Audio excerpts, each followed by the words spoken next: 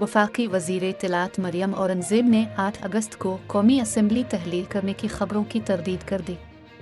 अपनी ट्वीट में मरियम औरंगज़ेब का कहना था कि कौमी असम्बली की तहलील की तारीख पर अभी फैसला नहीं हुआ।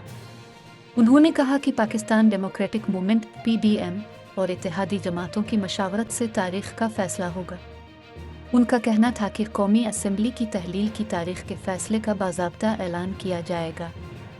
ख्याल रहे कि खबर सामने आई थी कि मुस्लिम लीग नून और पीपल्स पार्टी ने कौमी असम्बली की मुद्दत पूरी होने से कबल 8 अगस्त को तोड़ने पर इत्तेफाक कर लिया। ज़राए का कहना है कि कौमी असम्बली तोड़ने के लिए 9 और 10 अगस्त पर भी गौर किया गया था। वाज़ेह रहे कि कौमी असम्बली की मुद्दत 12 अगस्त रात 12 बजे तक है। असम्बली मुद्दत से कबल तहलील होने पर आम इंतखाबात कराने के लिए निगरान सीट अब 90 दिन के लिए आएगा।